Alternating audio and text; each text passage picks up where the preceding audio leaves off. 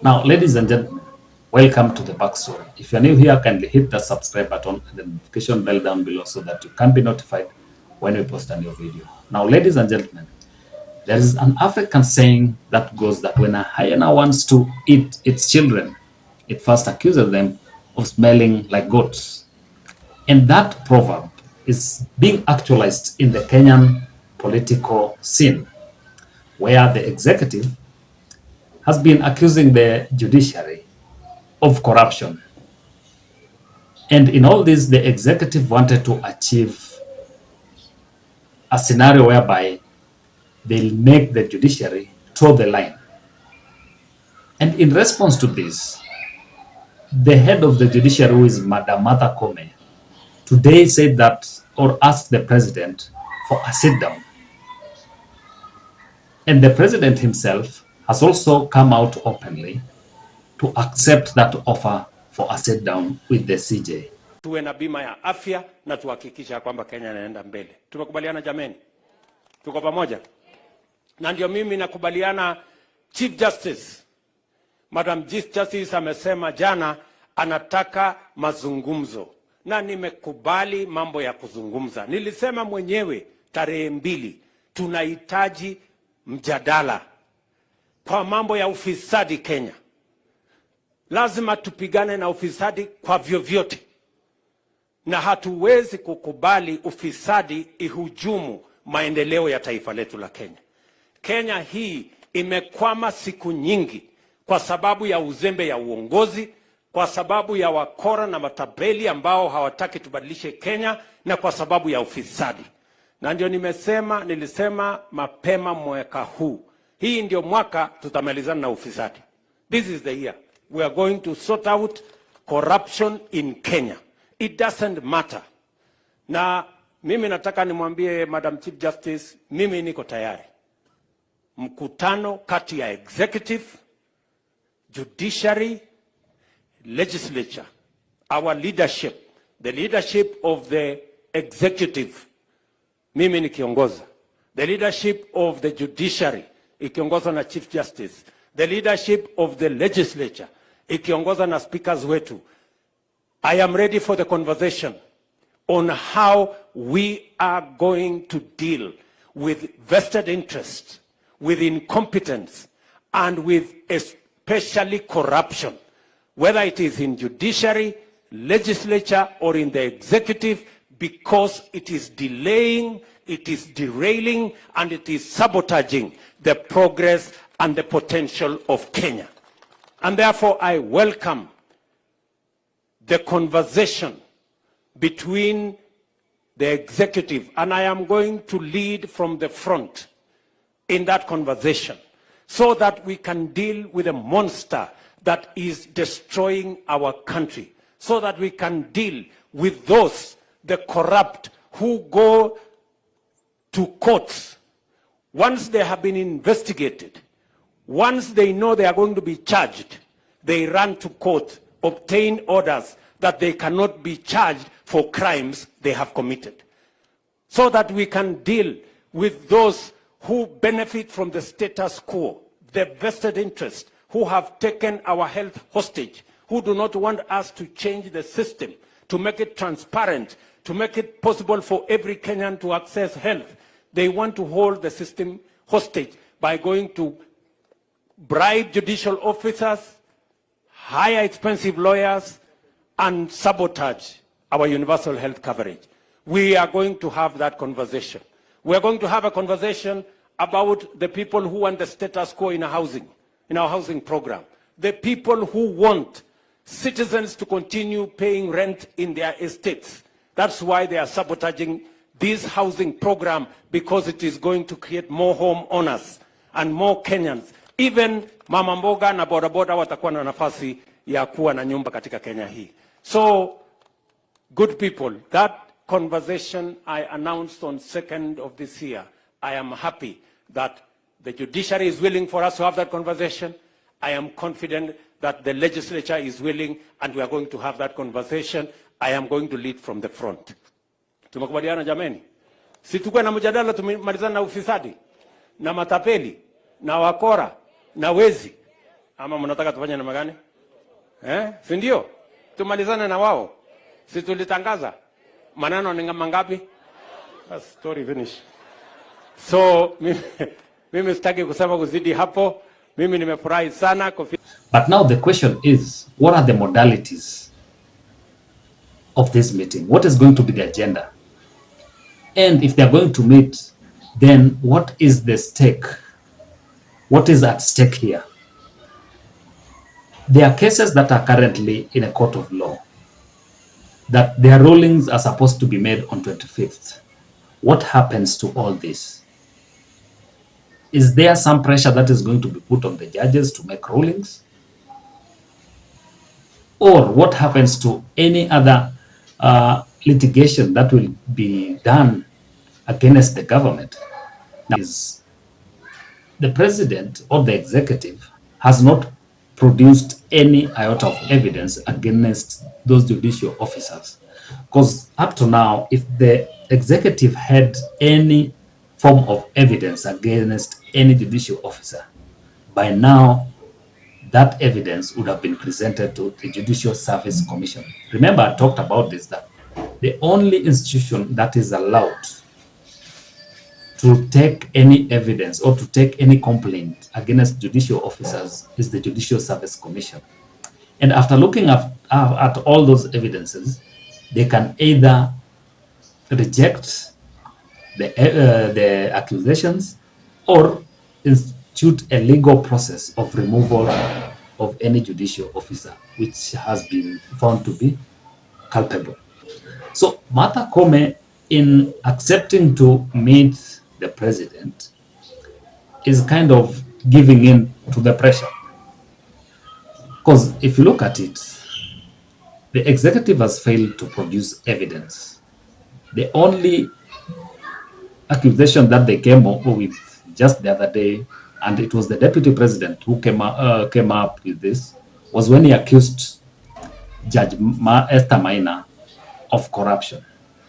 But this is a judge that was handling a case that was touching on the deputy president.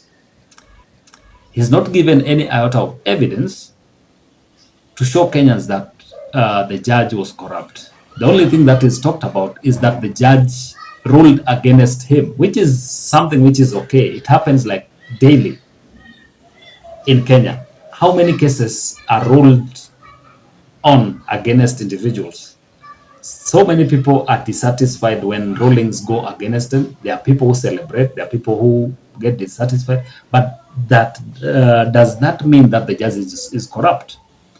Just as I talked about this, I said that judges look at evidence vis-a-vis the prosecution case that is presented and the defense, and look at the law against all this and make a ruling. So if the executive had like some evidence against the judicial officers, then the best thing that they should have done was to present it to the JSC, Judicial Service Commission. But they have failed to do this. Instead, they have decided to prosecute their case in a court of public opinion, where they are now winning. But the question is, Martha Koome has succumbed to this. Does it give confidence to Kenyans in the judiciary? Because then the message that these guys are sending here is that when you have any complaint against the executive, then it means the executive will always win. So there will be no need of going to court. Because if they strike a compromise position, if the judiciary strike a compromise position with the executive, then it will mean that any other litigation against the executive will not pass. So the executive can do whatever it wants, even if it is breaking the constitution in some of the legislations. So that comes to the question where we ask, what happens to the supremacy of the constitution? Because now the constitution remains supreme, whereby all officials, be they in the executive, in the legislature, or in the judiciary, are governed or are guided by the roles that they are given within the constitution.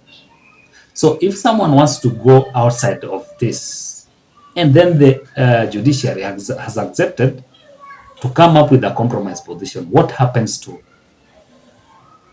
will happen to rogue executive officials? What will happen to MPs who become rogue? Because they know that already they have set up presidents, they have a compromised judiciary that will rule pro or for whatever they do. So this is where anarchy will come in.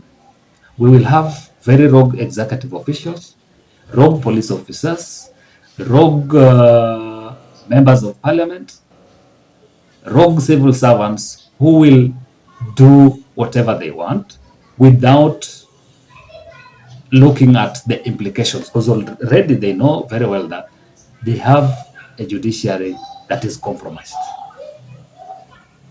I like what the former Prime Minister Raila Odinga said, that in all this, if there's going to be a meeting, then all sectors have to be included, because one, you need to have the opposition.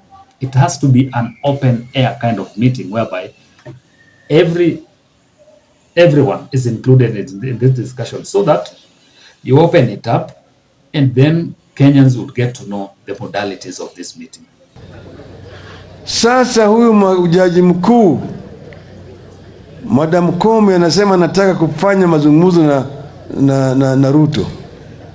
Hiyo ndio mwanzo ya kuregesha kamba.